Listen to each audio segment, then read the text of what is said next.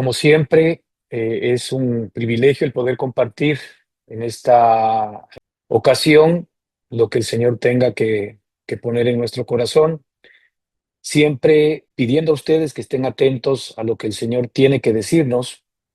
Ciertamente nosotros somos vasijas que contenemos a nuestro Señor y Salvador Jesucristo, y a Él es a quien definitivamente nosotros le escuchamos. No estamos escuchando al pastor, no estamos escuchando a la persona que habla, estamos ciertamente escuchando al Espíritu que habla en la persona, ¿verdad? Y es por eso que debemos de estar atentos con nuestro oído para que, como dice la Escritura, podamos discernir nosotros los espíritus, ¿verdad? Porque obviamente muchas personas pueden hablar o podemos hablar de temas espirituales, pero sin embargo, la responsabilidad de entender qué es lo que nosotros estamos recibiendo viene de todos y cada uno de nosotros. Por esto es importante que nosotros, ¿verdad? Como colaboradores del Señor, podamos traer la Escritura en función de lo que el Espíritu nos está mostrando, pero sin embargo hay una responsabilidad compartida de todos y cada uno de nosotros en responsablemente ir a la Escritura, ¿verdad? Y perseverar en aquello que se ha enseñado para entender y comprender que efectivamente lo que se está mostrando proviene del mismo Espíritu. Esta es nuestra responsabilidad. Y terminando este año, ¿verdad? Creemos que esto es básico, que nosotros lo podamos tomar en cuenta, porque finalmente la palabra del Señor, o la sustancia de la palabra que el Señor nos quiere entregar, la cual se encuentra en nuestro espíritu, que es Cristo mismo viviendo como nuestra vida dentro de cada uno de nosotros, tiene que ser impartida a todo nuestro ser. El alimento es para cada uno de nosotros. Nosotros no podemos alimentarnos a través del menú que nos pueda presentar el chef. Si nosotros no participamos de la comida que el chef nos da, entonces nuestro cuerpo efectivamente no va a tener ningún beneficio. Esa es un poco la analogía que queremos mostrar ahora. No podemos nosotros pretender alimentarnos simple y sencillamente, ¿verdad?, con lo que el pastor pone en la mesa, sin que nosotros efectivamente participemos directamente de esa comida espiritual, y para ello necesitamos acercarnos particularmente todos los días nosotros a la mesa que el Señor obviamente nos pone para que nos alimentemos de ella. Él es el pan de vida.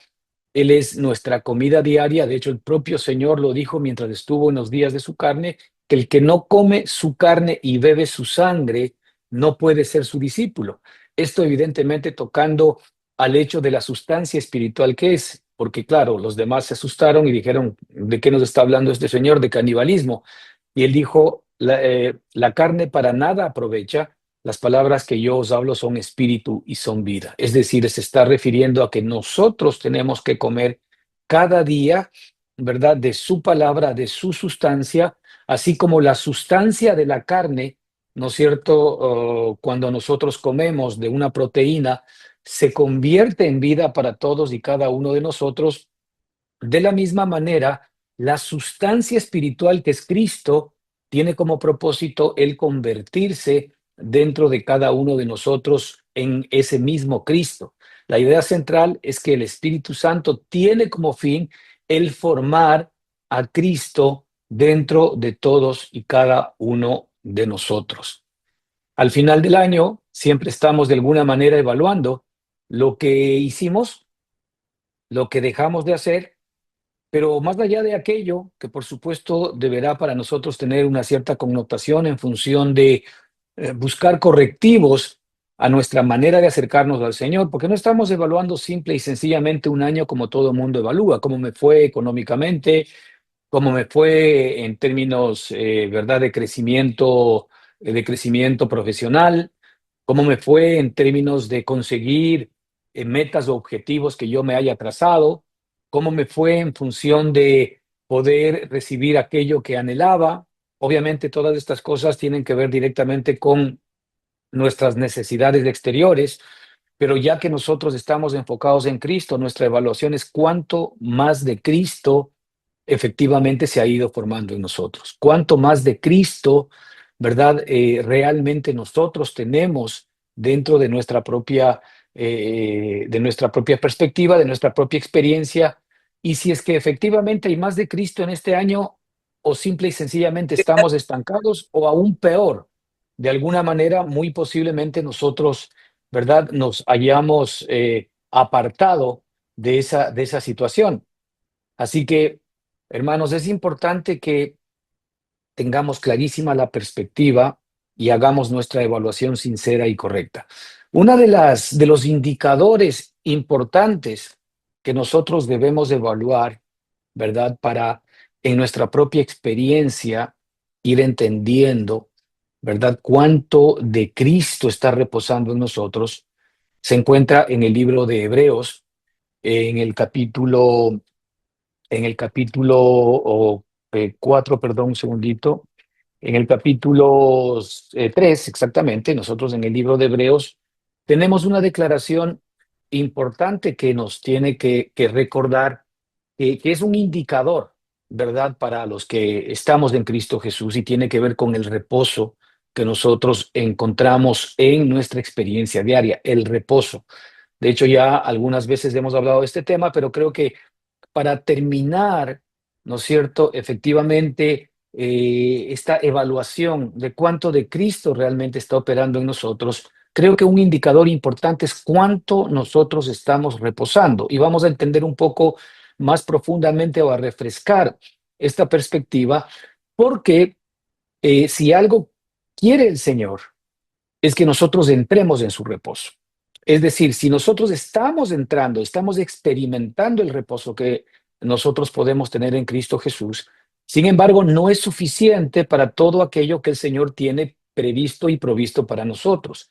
No olvidemos que en el corazón del Padre, y en la analogía que se nos muestra en la liberación del pueblo de Israel de Egipto, el Señor tenía en su corazón introducir al pueblo a una nueva tierra, una tierra que fluye leche y miel, una tierra maravillosa y hermosa que ellos no habían conocido. Hasta el momento, todo lo que ellos habían estado conociendo, ¿verdad?, tenía que ver con la opresión, tenía que ver efectivamente con la esclavitud a la cual eran sometidos absolutamente todos los días.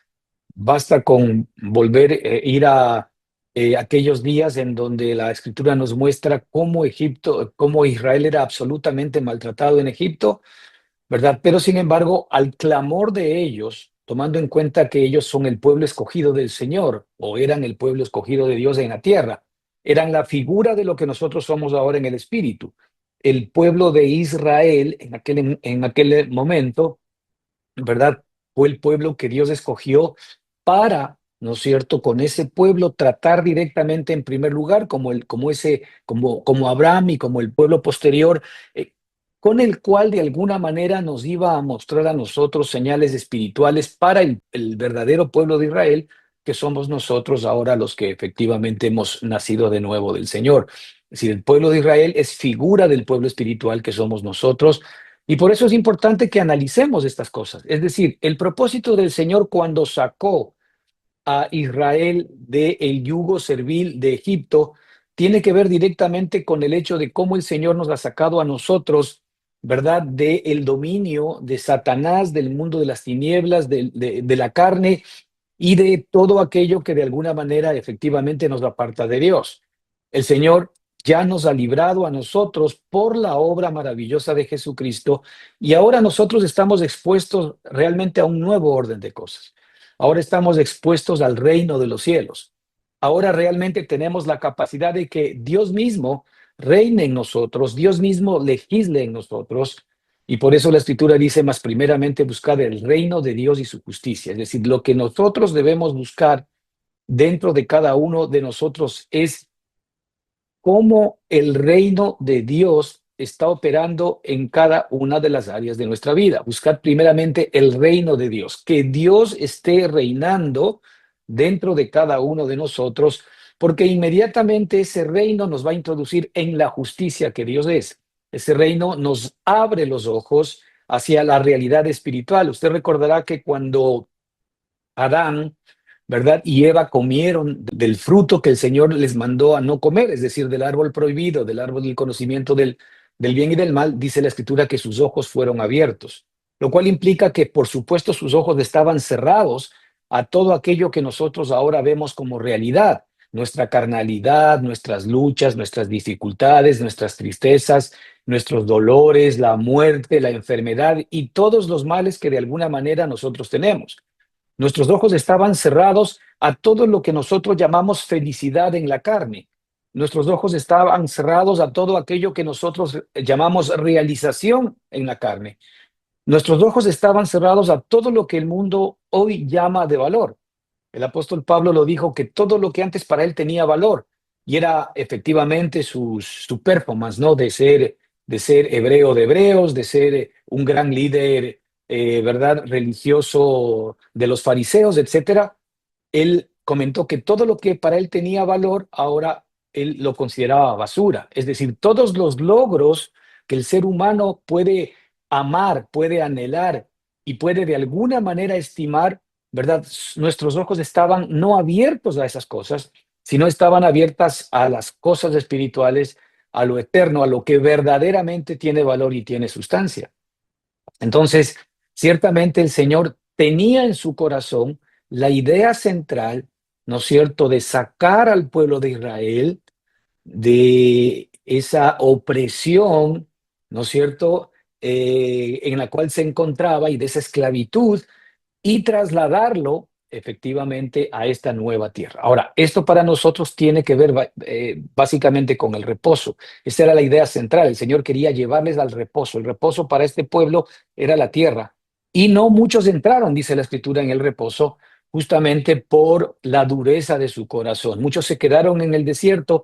Y esto es lo que queremos ver de alguna manera hoy, ¿verdad? Mirando algunos versos de la Escritura, porque está también un poco extensa, pero que nos van a permitir el día de hoy, efectivamente, el que podamos nosotros eh, sacar algunas claves importantes de nuestra charla y de lo que el Señor quiere mostrarnos el día de hoy. Estos versículos se encuentran en el libro de Hebreos, ¿verdad?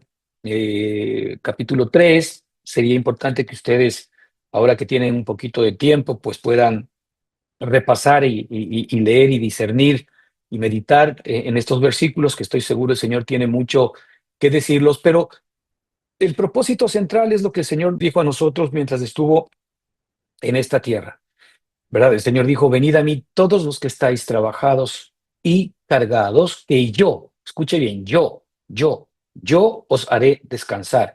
Es decir, la respuesta del Señor para el descanso no es un algo, sino es un alguien, es un yo os haré descansar.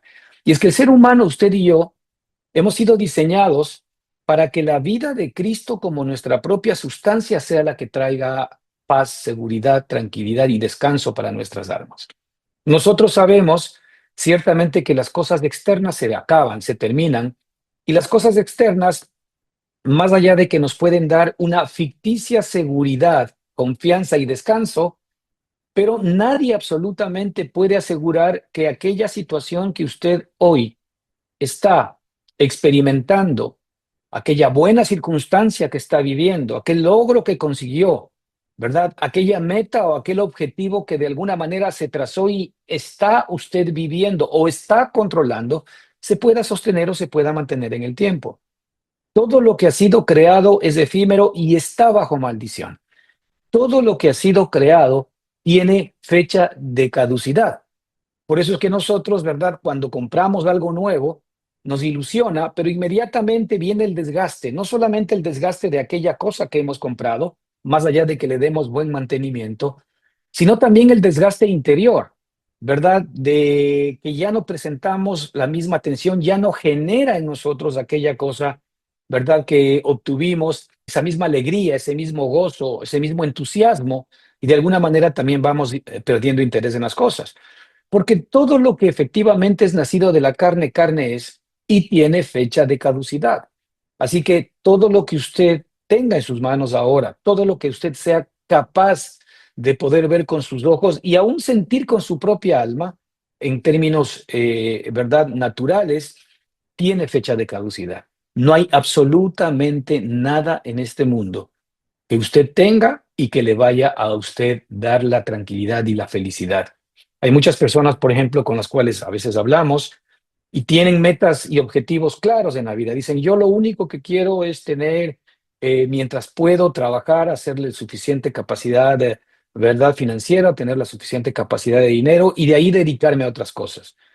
Aparentemente, pues suena a un huerto de Edén, porque ya tengo la suficiente capacidad de dinero, ¿verdad? Y ahora sí me puedo dedicar a las cosas que de alguna manera me gustan hacer o puedo dedicarme a ayudar, pero siempre basándome en el hecho de que yo tengo la suficiente cantidad de recursos para poder sostenerme y también para poder sostener a otros. La pregunta es, ¿quién dice que esos recursos, verdad, son eternos y perennes? Y hay una realidad, más allá de que yo tenga los recursos, el momento en que yo muero, la muerte ciertamente me despoja absolutamente de todo aquello que no tiene una perspectiva espiritual eterna.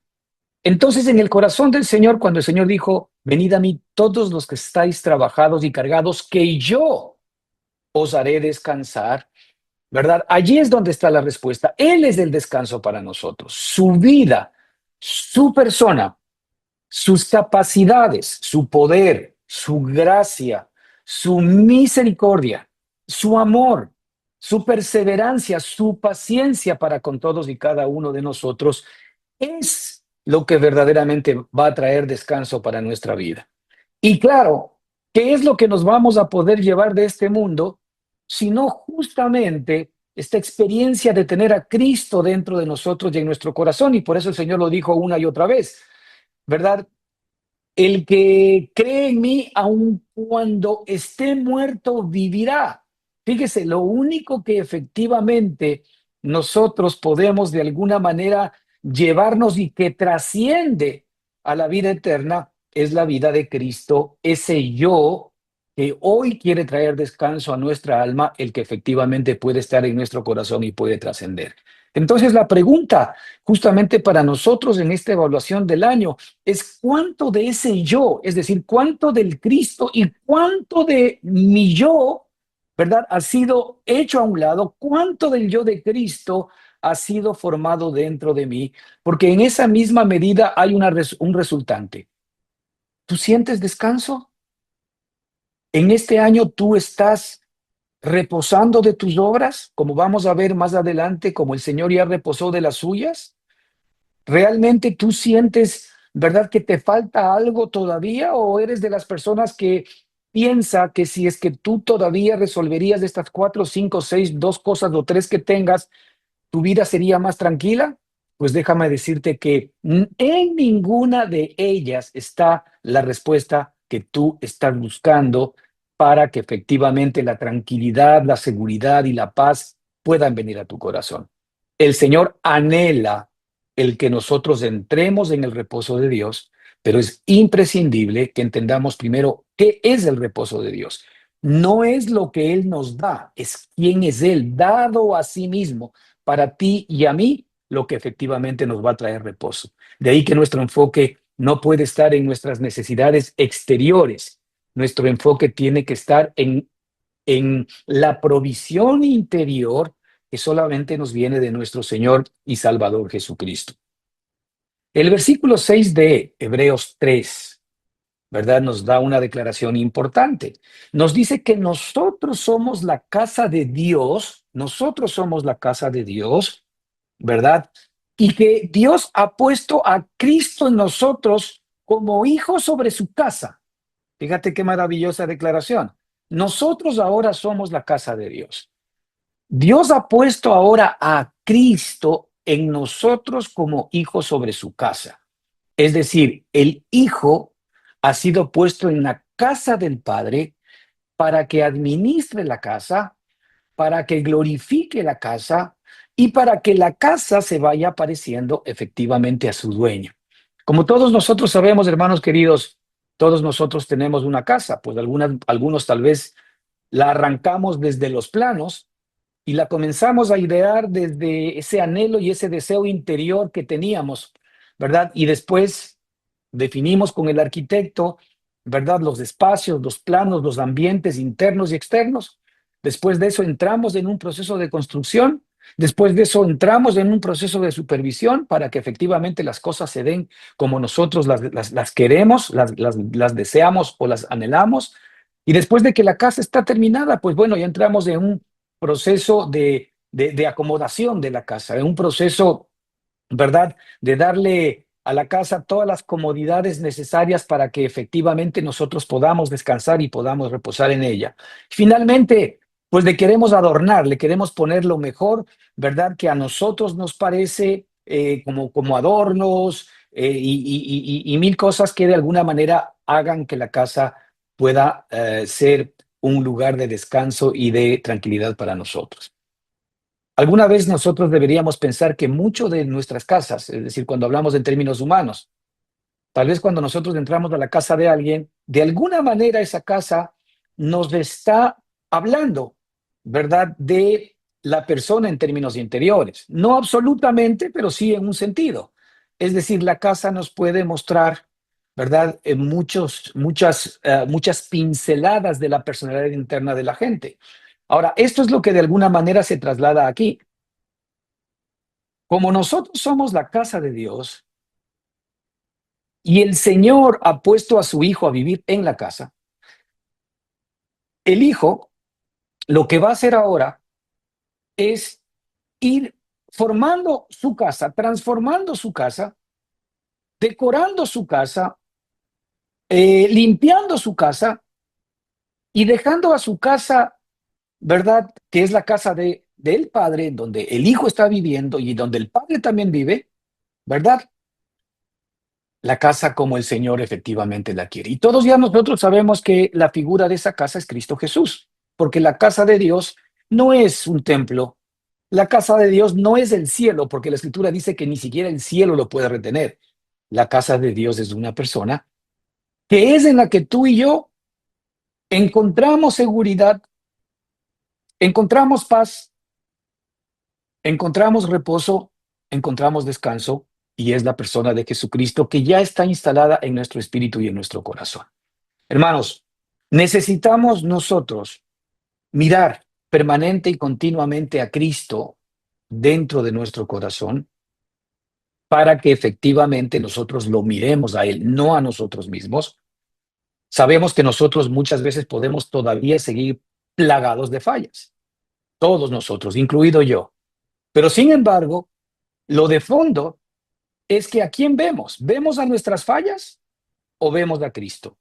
Nuestras fallas lo que básicamente nos están mostrando es que ese yo de Cristo en esas áreas en las cuales nosotros fallamos no está operando como efectivamente quisiese. Y eso tocante a cualquier circunstancia o situación o falla que nosotros podamos tener. ¿Por qué? Porque definitivamente la única fórmula que Dios tiene para ti y para mí no es cuánto nosotros podemos hacer por nosotros mismos, sino cuán dispuestos estamos en reconocer que si el Hijo no nos libertare, no podremos ser libres verdaderamente. De hecho, eso dice la Escritura. Si el Hijo os libertare, seréis verdaderamente libres. Si el Hijo no nos liberta, nosotros de alguna manera podemos poner maquillaje a nuestros problemas, maquillaje a todas nuestras debilidades. Y de alguna manera les ponemos un cierto freno, pero sin embargo no es libertad, es maquillaje. Dios quiere libertad. Y por eso dice la Escritura que donde está el Espíritu del Señor, allí hay libertad. Tal vez esa es la conciencia que nos hace falta a nosotros en cada una de las áreas de nuestra vida. Es decir, nos hace falta la conciencia de Cristo, porque todavía nosotros seguimos viendo, ¿verdad? Nuestras vulnerabilidades, nuestras necesidades, nuestros afectos, nuestras incapacidades. Estamos enfocados en aquello y sobre aquello nosotros nos relacionamos con nuestro Padre, lo cual es un error, porque ahora nosotros nos relacionamos con nuestro Padre por Cristo. Yo soy, dice el Señor, el que les daré descanso. Venid a mí los que estéis trabajados y cargados, y escuche bien, ese es yo os haré descansar. Así que la respuesta del Señor para nuestro descanso es su Hijo, es la vida de su Hijo en nosotros, y no es el que efectivamente el Señor nos esté resolviendo los problemas y las dificultades que de alguna manera nos aquejan. El Señor nos ha mostrado una y otra vez ¿verdad? Que su amor se perfecciona en la debilidad. Es decir, cuando nosotros somos débiles, cuando nosotros reconocemos nuestras incapacidades, cuando nosotros experimentamos debilidades que no quisiéramos experimentar, cuando de alguna manera regresan a nuestra propia vida situaciones o circunstancias que antes de alguna manera las creíamos superadas. Sin embargo, la pregunta es, ¿esta es un área que efectivamente estuvo trabajando el cirujano de cirujanos, que es el Señor, en nuestra propia vida? ¿O es simplemente algo que yo, por mis propias capacidades o posibilidades, lo pude hacer? Si el Hijo os libertare, seréis verdaderamente libres. Y la debilidad tiene que ver con esta perspectiva. Justamente el Señor nos permite a nosotros reconocer nuestras debilidades, inclusive a través de situaciones o de episodios no muy estimados por nosotros, pero sin embargo que nos demuestran que seguimos siendo débiles y que si nosotros no dependemos de ese Cristo precioso que ha sido puesto en nuestro espíritu, entonces no tenemos bajo ninguna circunstancia esperanza. Así que el versículo 6 primero nos muestra que nosotros somos la casa de Dios, en donde nuestro Padre ha puesto a vivir a su amado Hijo. Y esto tiene como antecedente el versículo 5, en donde el Señor le dice que así como Moisés fue fiel en toda la casa de Dios, como siervo sobre su casa, de la misma manera Cristo, pero no como siervo, sino como hijo, como dueño. Es decir, cuya casa, dice la Escritura, somos nosotros, pero hay una condición para que nosotros seamos la casa. Si retenemos firme hasta el fin la confianza y el gloriarnos en la esperanza.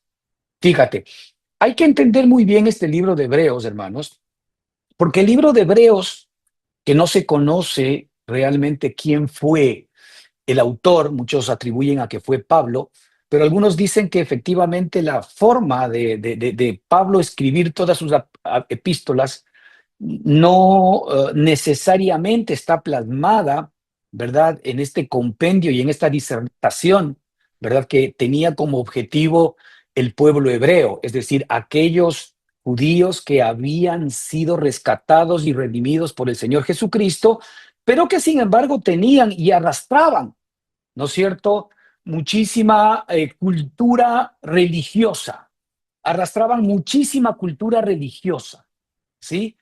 Entonces, para ellos estaba destinado esto. ¿Por qué? Porque al parecer por la carta, ¿verdad? Estaba sucediendo que muchos de ellos estaban otra vez viendo arrastrados a volver al judaísmo, ¿verdad? Que es un problema que nosotros tenemos. Es decir, otra vez a volver a depender, ¿verdad?, de la ley y de las obras de la carne para poder relacionarse con Dios en función de lo que la ley mosaica realmente solicitaba o pedía efectivamente para relacionarnos con Dios, lo cual era imposible y por eso vino la gracia. Entonces, ellos tenían en algún sentido esta tentación. La tentación era que efectivamente puedan volver a regresar atrás. Entonces, todo el libro está palmado de esta idea central, es decir, volver otra vez a mostrar al pueblo judío, al pueblo hebreo, que Cristo es la respuesta del Padre y que la ley simple y sencillamente era una figura de la realidad espiritual de Cristo que ahora efectivamente estaba morando y viviendo dentro de todos y cada uno de ellos. Entonces, en este contexto, el Señor dice que que Dios ha puesto a Cristo en nosotros como su casa. Ahora, así como Abraham fue fiel a la casa de Dios, así lo es Cristo para con nosotros. ¿En qué sentido? En el sentido en que Cristo ha venido a nosotros, ¿verdad?, en función de un pacto eterno entre el Padre y el Hijo, para que ahora el Hijo pueda intermediar entre nosotros y el Padre y llevarnos efectivamente a que se cumpla en nosotros el propósito que el Padre se propuso desde antes de la fundación del mundo, y es que tú y yo seamos hechos a la imagen del varón perfecto, a la imagen de su amado Hijo Jesucristo. Y por eso el Espíritu Santo, que es el mismo Señor morando ahora en nosotros, ¿qué es lo que está haciendo en nosotros? Formando a Cristo en nosotros. El propósito central del Señor es formar a Cristo en nosotros, para lo cual Él requiere abrir los ojos de nuestro entendimiento. Él requiere que nosotros podamos tener un espíritu de sabiduría y de revelación en el conocimiento de Él, para que podamos nosotros entender todo el bien que está en nosotros por Cristo Jesús. Para que nosotros podamos entender, ¿verdad?, que todas las cosas nos han sido dadas por su divino poder. Ya no hay nada más que el Señor nos pueda dar, porque al darnos a su Hijo, básicamente nos dio todas las cosas, porque el Señor ha determinado que su Hijo sea el heredero de todas las cosas y de toda la creación de Dios. Y eso nos incluye a nosotros. El versículo 14 del mismo libro, ¿verdad? En el mismo capítulo 3:14, está en consonancia con este versículo que acabamos de leer, que nosotros somos la casa espiritual de Dios, en donde Cristo efectivamente es el huésped ilustre morando en nuestro espíritu. Dice, porque somos hechos participantes de Cristo. Fíjate, la casa, verdaderamente la casa de Dios es Cristo. Cristo fue el que pudo levantar el templo. Usted recordará cuando el Señor les dijo en los días de su carne a los judíos, les dijo, destruid este templo y en 3 días lo levantaré. Y la escritura mismo dice que hablaba del templo de su cuerpo y no estaba hablando necesariamente del templo físico, porque el templo físico era una figura, era una fotografía, era una sombra del cuerpo, ¿verdad?, espiritual que el Señor Jesucristo estaba preparando para su Padre. La casa espiritual real, el templo espiritual real. Entonces, la escritura nos dice que nosotros somos hechos participantes de Cristo. El templo, la casa es Cristo. ¿Qué es lo que hace nuestro Padre? Nuestro Padre lo que hace es simplemente unirnos a Él, pegarnos otra vez a Él, unirnos a Él, para que nosotros nos convirtamos en los miembros del cuerpo de Cristo. Y así es como tú y yo somos partícipes de Cristo. ¿Cómo nosotros nos unimos? Es una suerte de una pega espiritual, ¿verdad? Es una suerte de un cordón umbilical permanente y continuo que nos permite estar unidos, ¿verdad?, a la rica savia del olivo, que es Cristo mismo fluyendo dentro de todos y cada uno de nosotros. La escritura nos dice, porque somos hechos participantes de Cristo. Y esto tiene que ver efectivamente con el reposo que Dios nos quiere dar. Es decir, en este año, ¿cuánto de esa participación de Cristo ha sido nuestra experiencia? Allí nosotros tenemos que comenzar a evaluar, ¿verdad?, el nivel de unión, el nivel de comunión que nosotros estamos buscando con Cristo. No tenemos que evaluar nuestras debilidades, nuestras malas obras o nuestras buenas obras desde la carne. Tienen que ver con el resultante de quién está produciendo todo eso dentro de nosotros. Si yo estoy unido a Cristo, si yo soy participante de Cristo, entonces yo voy a recibir toda la rica savia de Cristo, voy a recibir la vida de Cristo, voy a recibir la sustancia de Cristo y los hechos míos de alguna manera comenzarán, ¿verdad?, por decantación a mostrarse, ¿verdad?, como las obras de Cristo dentro de nosotros. Así que la vida cristiana no se trata de cuánto bien estoy haciendo, sino de quién es el que está operando en mí para hacer el bien que estoy haciendo.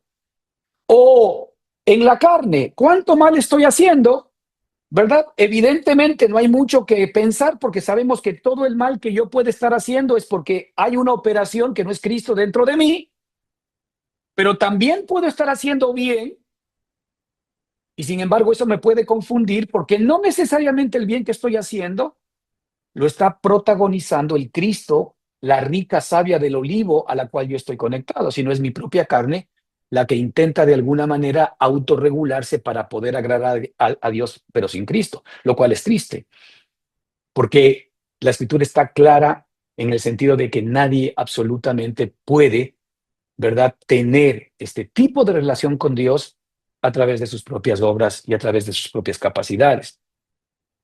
La Escritura nos dice que somos hechos participantes de Cristo con tal que está en la misma línea de lo que hemos leído en el versículo 6. Aquí dice, si retenemos firme hasta el fin la confianza y el gloriarnos en la esperanza. Y aquí dice, con tal que retengamos firmes hasta el fin nuestra confianza del principio. Aquí la primera exhortación para los judíos, porque los judíos estaban retrocediendo, ya no estaban poniendo su confianza en Cristo. Estaban otra vez comenzando a poner su confianza en sus obras. Estaban otra vez, ¿verdad? Autohablándose y diciendo, muy bien, tenemos que mejorarnos, nuestra vida tiene que ser mejor, ¿verdad? Y para agradar a Dios, de alguna manera nosotros tenemos que comenzar a hacer la parte que nos corresponde. La parte que nos corresponde a nosotros es efectivamente esta. Si retenemos hasta el fin nuestra confianza del principio, nuestra parte es si retenemos firme hasta el fin la confianza y el gloriarnos en la esperanza. Eso es lo único que nosotros podemos hacer. Es decir, estar unidos a Él, estar firmes en Él, mantenernos en Él. No de alguna manera ver qué hacemos para mejorar nuestra situación y nuestra condición. Así que el reposo que el Señor nos quiere dar a todos y cada uno de nosotros, hermanos, tiene que ver directamente con esta participación de Cristo. ¿Cuánto yo estoy participando de Cristo? ¿Cuánto efectivamente reposo tengo? En el capítulo 4 de este mismo libro, porque estamos hablando del mismo tema, en el versículo 11 nos dice algo muy importante. Dice, procuremos pues entrar en aquel reposo. Procuremos pues entrar en aquel reposo. Y esto tiene que ver directamente con procuremos pues mantenernos, ¿verdad? Firmes hasta el fin con la confianza que tuvimos al principio. No desmayemos respecto de poner nuestra mirada en ninguna otra cosa ni en ninguna otra persona que no sea Cristo, porque la respuesta de Dios para ti y para mí es Cristo morando y viviendo dentro de cada uno de nosotros. No veamos, ¿verdad?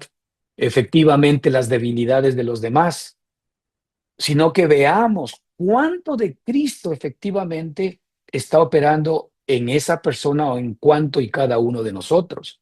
El Señor nos dice en el versículo 9, capítulo 4, sí, por tanto queda un reposo para el pueblo de Dios. Esa es la esperanza para ti y para mí. Por tanto queda un reposo para el pueblo de Dios. Mientras tanto, ¿qué se dice hoy? Mientras tanto, ¿qué se dice hoy? Por tanto, queda un reposo para el pueblo de Dios. Nosotros somos el pueblo de Dios, nosotros somos la casa de Dios, ¿verdad? Cristo efectivamente es nuestra esperanza, Cristo es nuestra confianza, Cristo es nuestra gloria. El Señor dice, venid a mí todos los que estéis trabajados y cargados, que yo os haré descansar.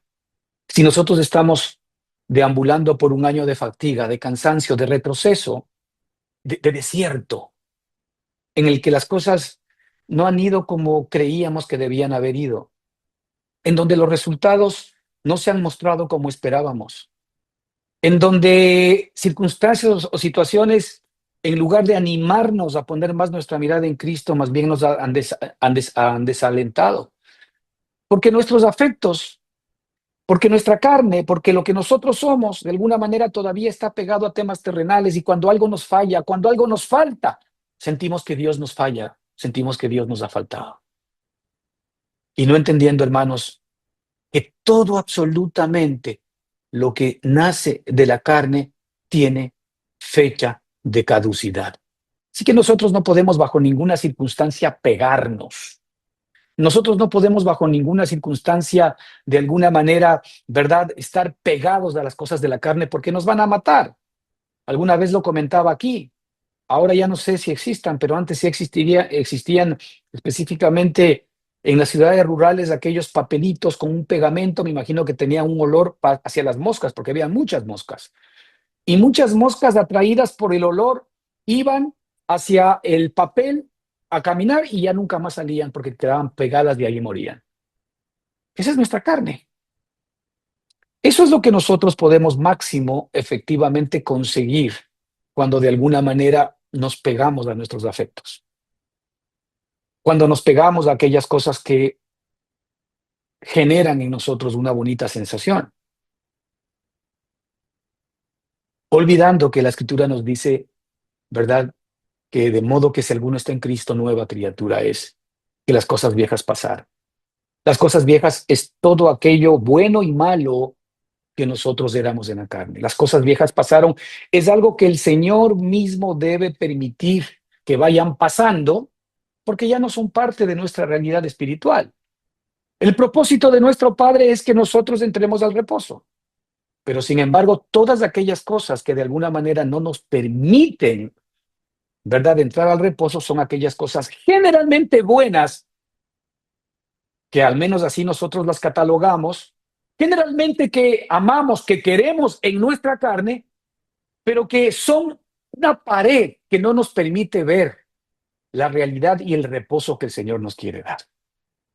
Así que ahí es donde el apóstol también nos muestra, ¿verdad?, que él para poder ganar a Cristo tuvo que perder todo.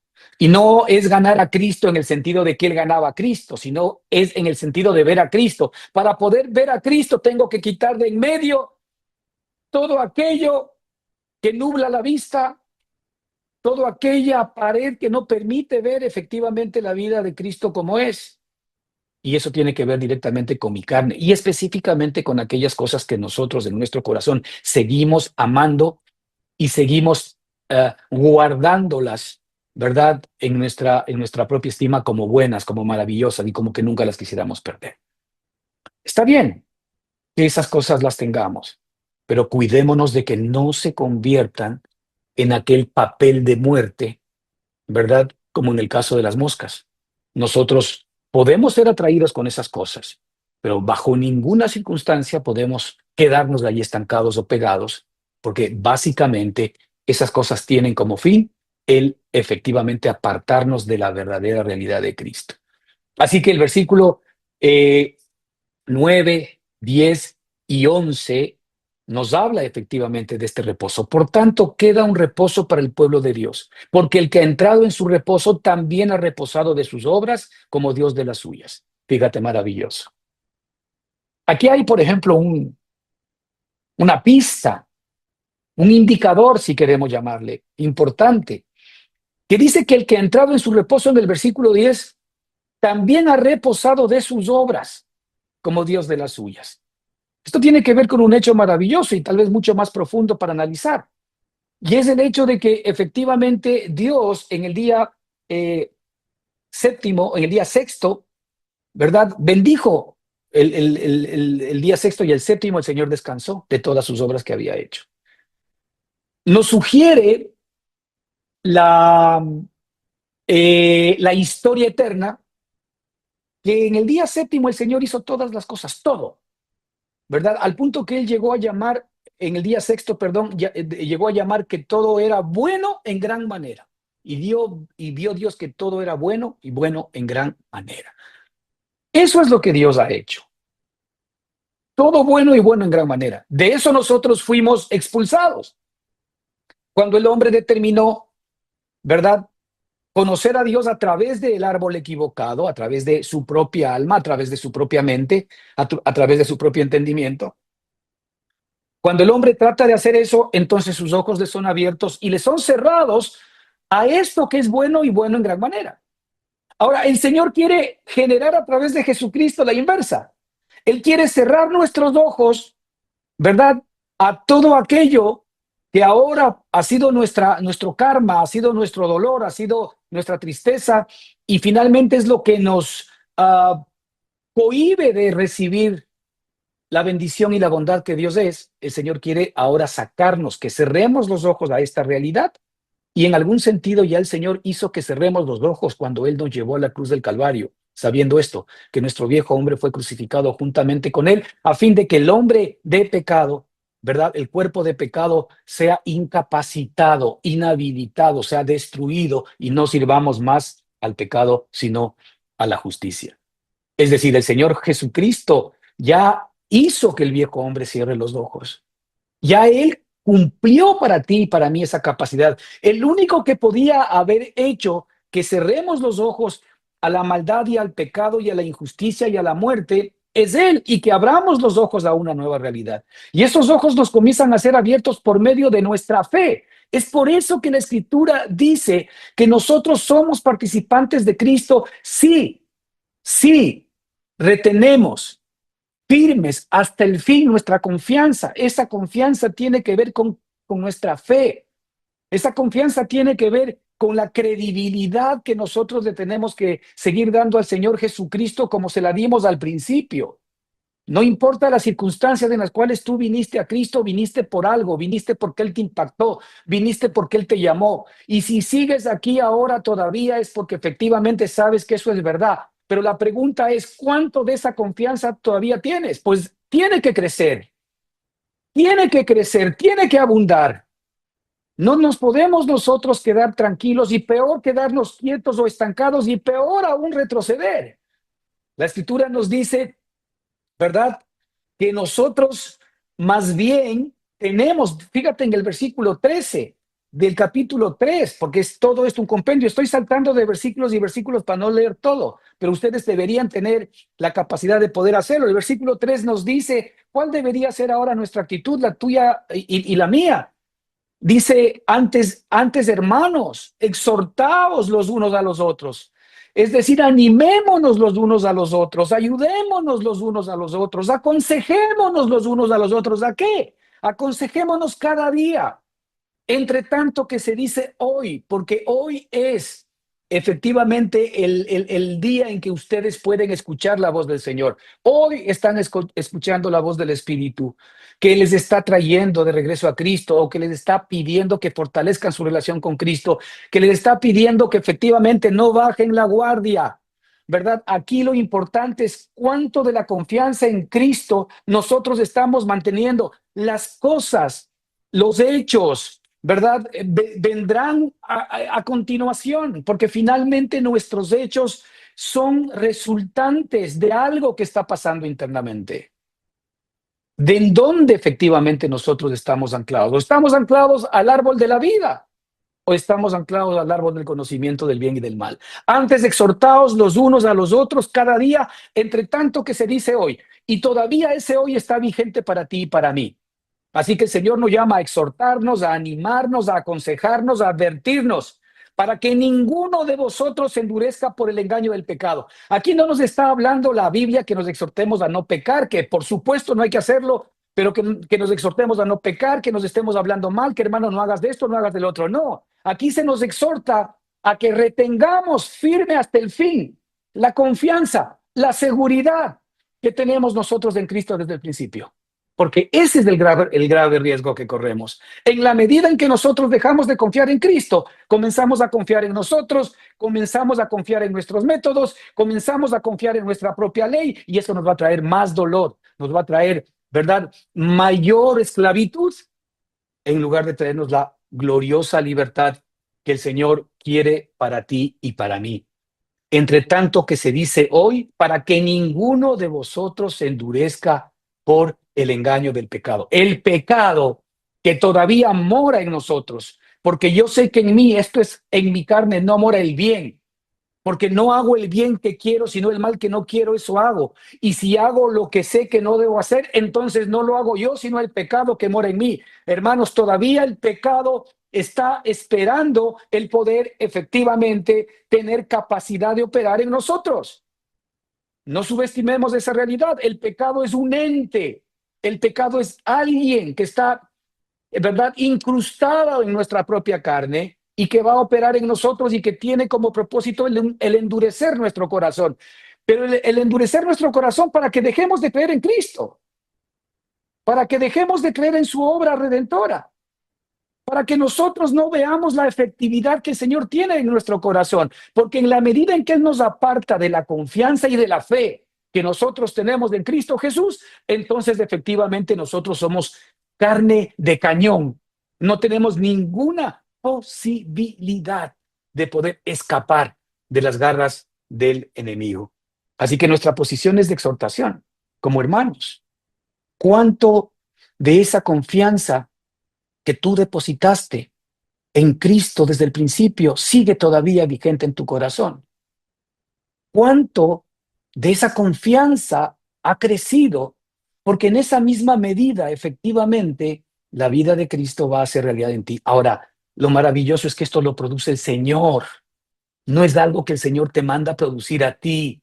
Simplemente el Señor lo que te manda es a que consideres a Cristo permanentemente, que pongas tu mirada en Él, que no pongas tu mirada en ti. Sí, hay muchas razones y tal vez justificadas por las cuales nosotros nos vemos tentados a poner permanente y continuamente nuestra mirada en nosotros y en las cosas que nos interesan, porque todos buscan lo que es suyo propio y no lo que es de Jesucristo, decía el apóstol Pablo. Por supuesto que hay una tentación allí, pero sin embargo, hermanos, ahora que el Espíritu nos habla, el Señor nos dice que somos la casa espiritual de Dios, que podemos ser partícipes de Cristo.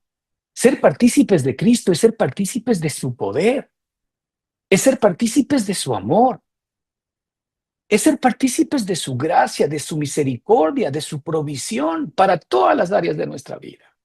Es ser partícipes efectivamente de todo el bien que es Cristo para nosotros. Ese es verdaderamente el gran regalo que Dios tiene para nosotros en este año, en el próximo año.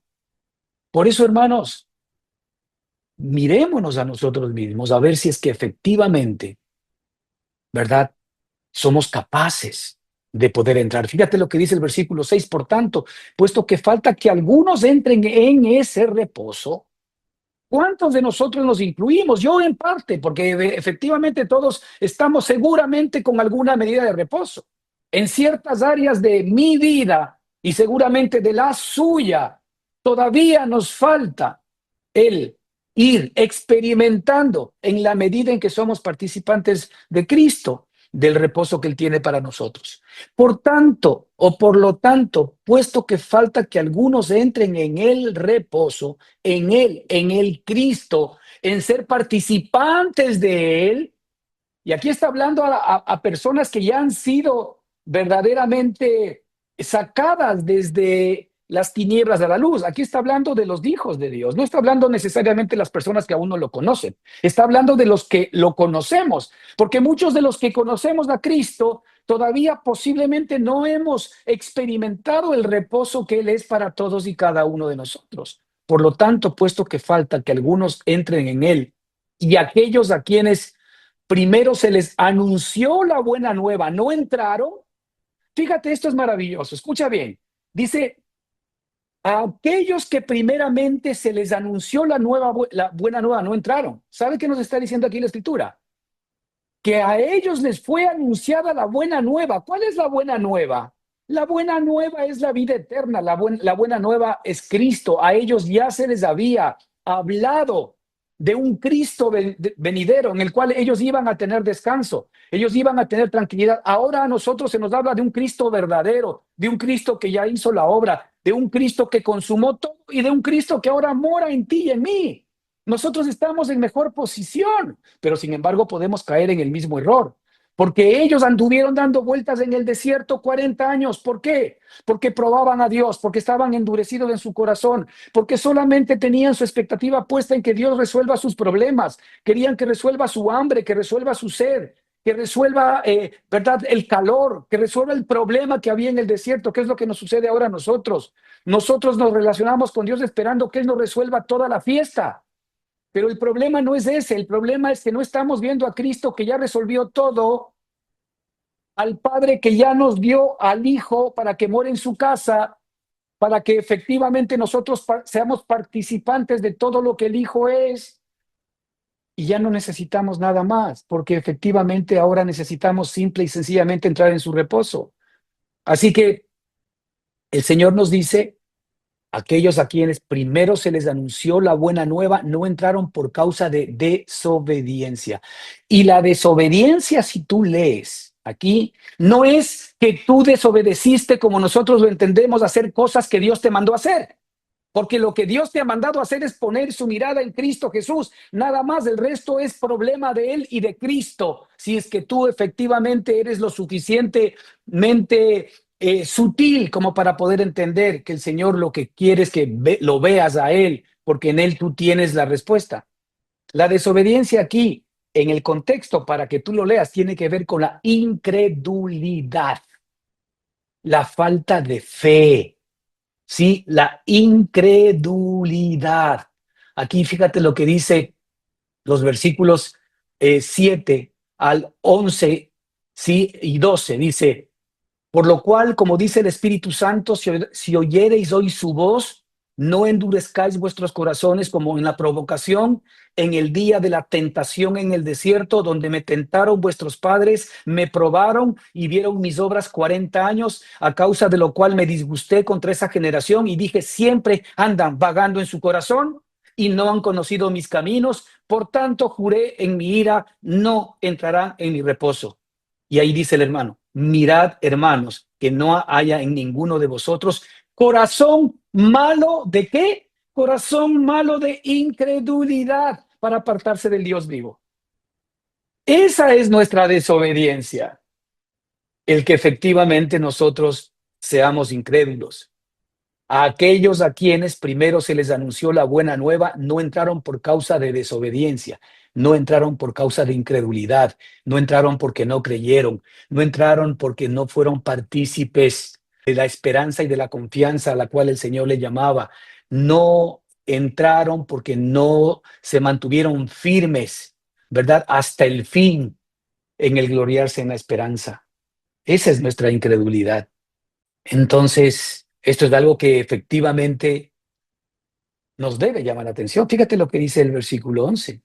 Procuremos, pues, entrar en aquel reposo. Entrar, ¿cuál es el reposo? En Cristo. Mantengámonos en Él, ¿sí? Manteniéndonos firmes en nuestra manera de creer, de entender, de pensar, pidiendo al Señor que vuelva a alimentar nuestra fe, porque la fe viene de Él. Procuremos pues de entrar en aquel reposo para que ninguno caiga otra vez en semejante ejemplo de desobediencia. Esto que nos pone aquí el Señor de lo que le pasó al pueblo de Israel en el desierto es un ejemplo. Es un ejemplo, no está diciendo que es lo mismo, pero sí es un ejemplo de desobediencia, porque a ellos les fue predicada la buena nueva, pero no les ayudó el oír por no ir acompañada de fe en la que la escucharon. Ellos no tuvieron fe, no tuvieron confianza, no quisieron creer, no quisieron mantenerse, pero sí se relacionaban con Dios. ¿Cómo se relacionaban con Dios? Señor, danos carne, que no tenemos carne, tenemos hambre. Señor, danos agua, que tenemos sed y no hay agua. Señor, ¿para qué nos sacaste acá? Para tener este calor. Haz algo por nosotros. ¿Cuántos de nosotros todavía seguimos a Dios como que si fuese nuestro deudor? Estarle verdaderamente restregando todos los días en su cara, que me dé esto, que me dé el otro, que me ayude, que me resuelva. Si nosotros, hermanos, seguimos en esa línea, lo que logramos de parte del Señor, sí, es que el Señor diga, siempre andan vagando en su corazón, no han conocido mis caminos, por tanto, juré en mi ira, no entrarán en mi reposo. ¿Sí se dan cuenta? Cuando el Señor ya nos dio el reposo que es Cristo, para que tú y yo podamos entrar en Él, en este año, en el próximo, y los próximos en los cuales el Señor nos permita vivir. Hermanos, esta es la exhortación que el Señor tiene para ti y para mí en el día de hoy. Mide en función de cuánto del Cristo que el Señor nos ha dado como vida, efectivamente está operando en tu vida. Que tengan una gran bendición en nuestro Señor y Salvador Jesucristo. Nos vemos la próxima semana. Amén.